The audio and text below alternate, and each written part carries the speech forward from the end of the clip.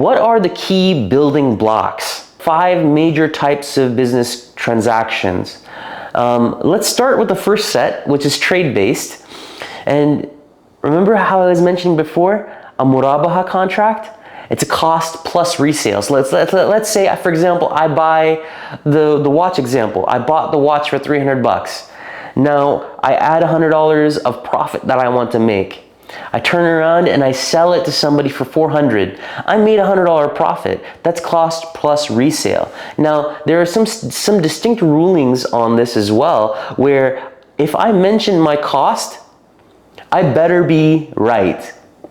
Meaning I cannot lie, otherwise the barakah will be taken out of that deal.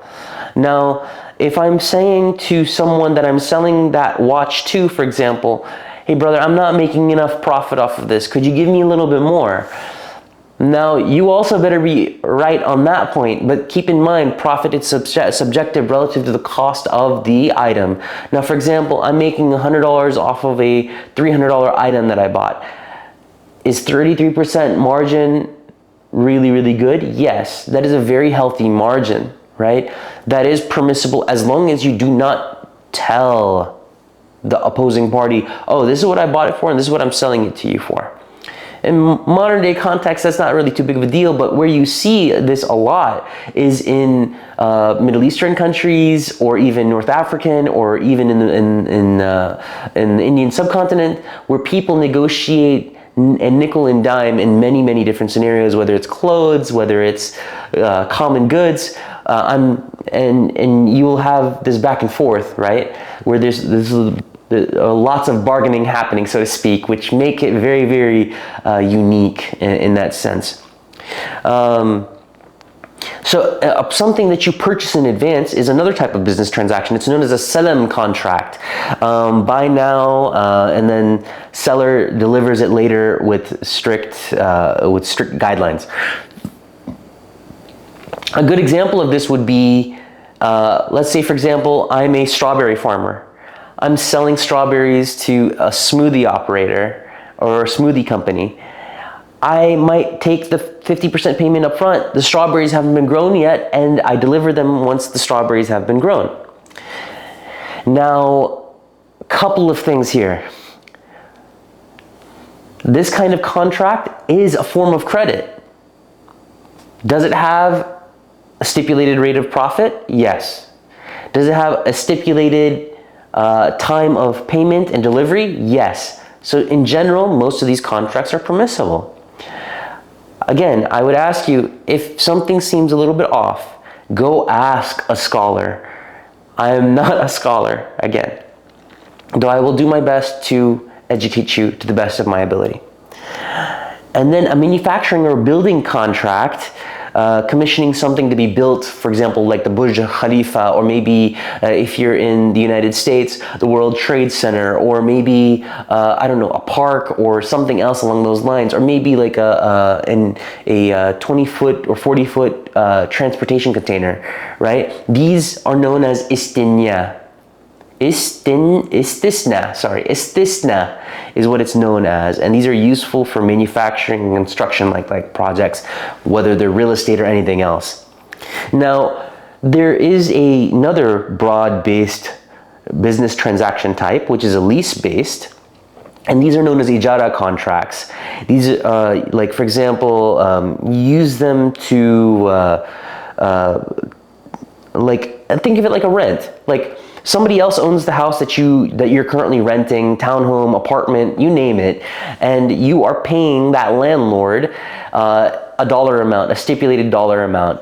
That's totally fine. That's known as an ijara contract. And you'll even see this in terms of like leasing cars. So a car lease in modern days terms, assuming that there isn't the element of late payment fees or interest or anything else attached to it, in general is considered permissible because you're actually renting the asset from the owner. In this case, it could be Toyota, BMW, you name the manufacturer.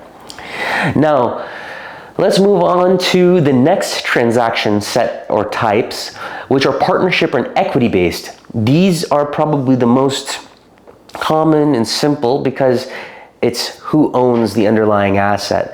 A joint venture is a musharaka.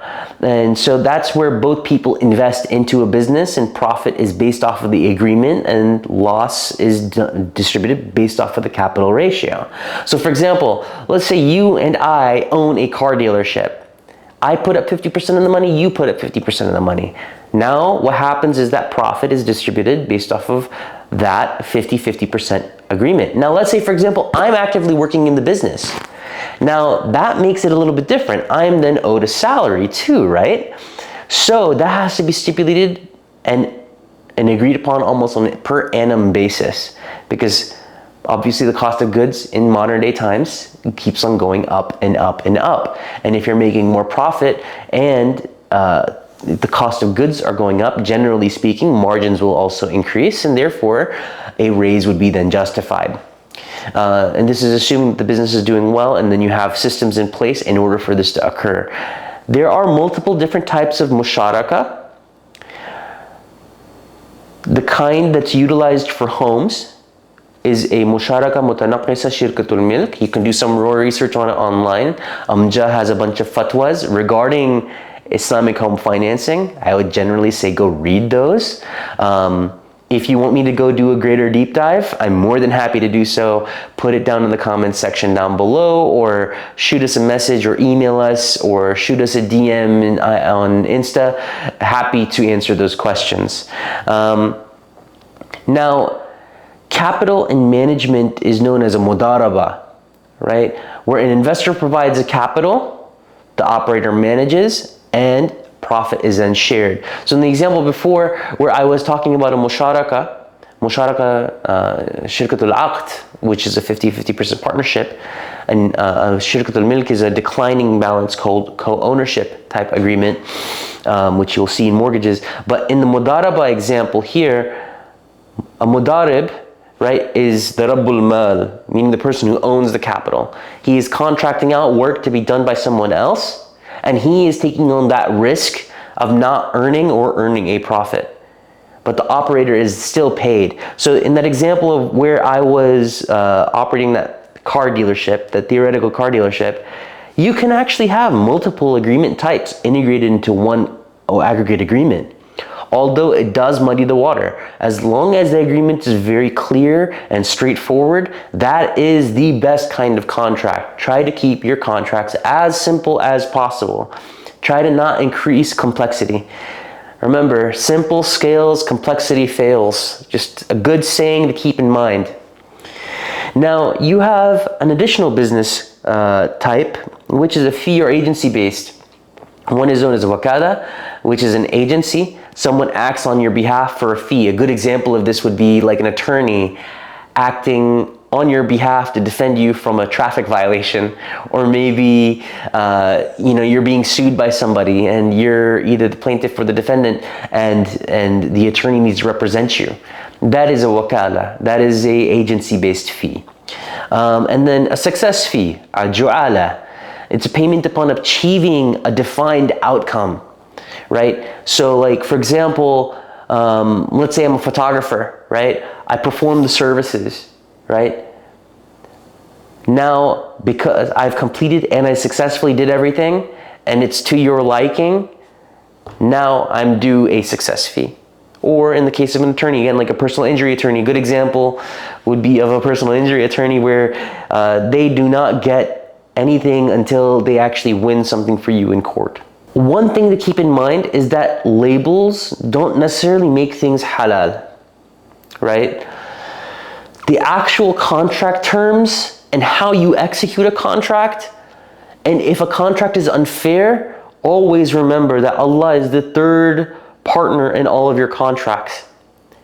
It is so fundamental to have somebody review your contracts from a Sharia perspective or from an Islamic perspective, because without that, how do we know we're doing right by others?